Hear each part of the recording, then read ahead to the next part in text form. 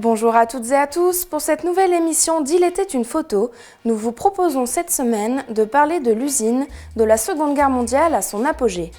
Pour cela, nous verrons une photographie de 1955, différentes cartes postales de 1958 et de 1966, ainsi qu'une photographie des années 70. Mais revenons d'abord sur la première photographie, la voici. Cette photo présente l'usine sidérurgique complète intégrée depuis 1950 au groupe Sidélor, créé en cette même année. Au sortir de la guerre, l'usine de Romba est alors en complète modernisation. On peut le remarquer par la reconstruction du haut fourneau numéro 6, mis à feu en 1956. Malgré cela, rien n'a changé quant à la disposition initiale de ses principales unités. Rappelons que, situé au pied du talus de l'Orne, son assise avait nécessité une consolidation par de multiples piliers et diverses structures en béton afin de ne pas risquer un enfoncement dans le sol plat, profond, mais meuble de la vallée de l'Orne. Un problème posé aujourd'hui afin de pouvoir aménager les sols et sous-sols des friches industrielles de l'usine disparue. Passons maintenant aux deux cartes postales montrant l'usine de Romba au milieu des années 50. Cette vue est un aperçu de l'impressionnante batterie rénovée des 8 hauts fourneaux. On peut apercevoir le haut fourneau numéro 7 mis à feu en mai 1958, qui est le plus haut des 8 présents à l'usine de Romba et qui était alors considéré comme le plus haut de France. C'est à cette époque que l'usine est devenue le fleuron du groupe Sidélor. L'usine complète a fait naître en arrière-plan un incroyable paysage industriel qui se traduit par ses multiples crassiers. Ceux-ci se découvrent en ligne, en rubans ondulés ou même sous la forme presque volcanique d'un immense cône surmontant la forêt de Coulanges.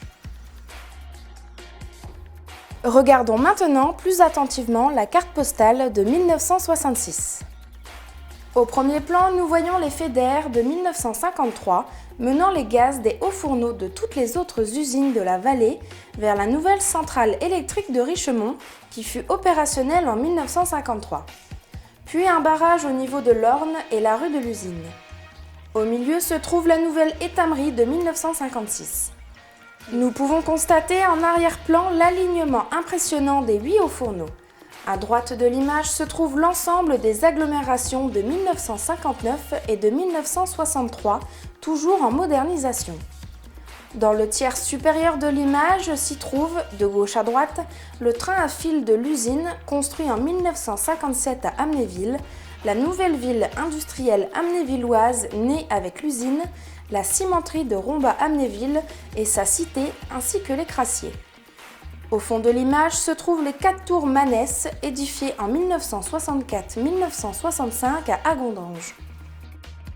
Pour finir, regardons plus attentivement cette photo des années 70 où l'usine était alors à son apogée. L'image représente le cœur de l'usine constitué de ses 8 hauts fourneaux et de 2 de ses 3 agglomérations. Au devant se trouvent quelques maisons d'habitation comme écrasées par le gigantisme usinier. Au final, un incroyable paysage industriel aux contours voilés par les poussières et fumées orangées de la Syrie, une impressionnante vision à jamais disparue. Il était une photo, c'est terminé. Rendez-vous la semaine prochaine pour une nouvelle émission où nous aborderons les 30 Glorieuses, l'apogée de l'usine et l'explosion urbaine de Romba. À bientôt!